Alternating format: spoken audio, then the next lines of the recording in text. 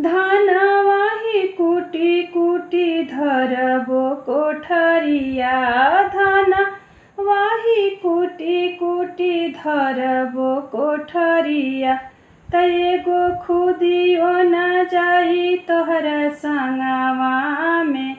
कला गुरु के भजन अपना मनवा में। तैगो खुदियो न जाई तोहरा संगवा में। कला गुरु के भजन अपना मनवा में। सड़िया किन किन धरबो बकसवा में। सड़िया किन किन धरबो बकसवा में। तैगो लुगरी न जाई तोहरा संगवा में। कला गुरु के भजन अपना मनवा में। तैगो फटही लुगरियो नाही जाई तोहरा संगवा में। कला गुरु के भजन अपना मनवा में। रुपया जोड़े जोड़े धरबो बकसवा में। रुपया जोड़े जोड़े धरबो बकसवा में। तैगो सिकाओ न जाई तोहरा संगवा में। कला गुरु के भजन अपना मनवा में। तैगो सिकाओ न जाई तोहरा संगवा में। कला गुरु के भजन अपना मनवा में। घरवा मर बनैबू अपना बेटा वाला। घरवा मर बनैबू अपना बेटा वाला। एगो रहूँ न पहिए तोहरा संगवा में। कला गुरु के भजन अपना मनवा में। तैगो रहूँ न पहिए तोहरा संगवा में। कला गुरु के भजन अपना मनवा में। कला गुरु के भजन अपना मनवा में। शिष्या लेल तीन सुत के ज्ञानवा। शिष्या लेल तीन सुत के ज्ञानवा। उहे संगे तोहरा जइहे अंतिम दिनवा में। लेला गुरु के भजन अपना मनवा में। उहे संगे तोहरा जइहे अंतिम दिनवा में। कला गुरु के भजन अपना मनवा में।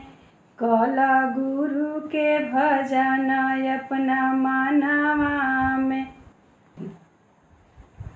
धानवाही कुटी कुटी धरबो कोठरिया। धानवाही कुटी कुटी धरबो कोठरिया। तैगो खुदियो न जाई तोहरा संगवा में।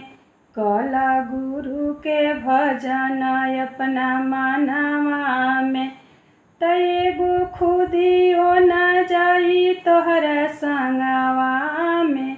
कला गुरु के भजन अपना मनवा में।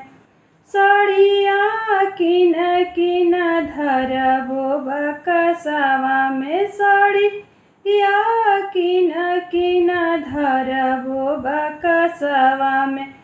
तैगो लुगरी न जाई तोहरा संगवा में। कला गुरु के भजन अपना मनवा में। तैगो फटही लुगरियो नाही जाई तोहरा संगवा में। कला गुरु के भजन अपना मनवा में। रुपया जोड़े जोड़े धरबो बकसवा में। रुपया जोड़े जोड़े धरबो बकसवा में। तैगो सिकाओ न जाई तोहरा संगवा में। कला गुरु के भजन अपना मनवा में। जाई तोहर संगवा में। कल गुरु के भजन अपना मनवा में। घरवा मर बनैबू अपना बेटा वाला। घरवा मर बनैबू अपना बेटा वाला। एगो रहूँ न पहिए तोहर संगवा में। कल गुरु के भजन अपना मनवा में। त एगो रहूँ न पहिए तोहर संगवा में। कल गुरु के भजन अपना मनवा में। कल गुरु के भजन अपना मनवा में। शिष्या लेल तीन सुत के ज्ञानवा। शिष्या लेल तीन सुत के ज्ञानवा।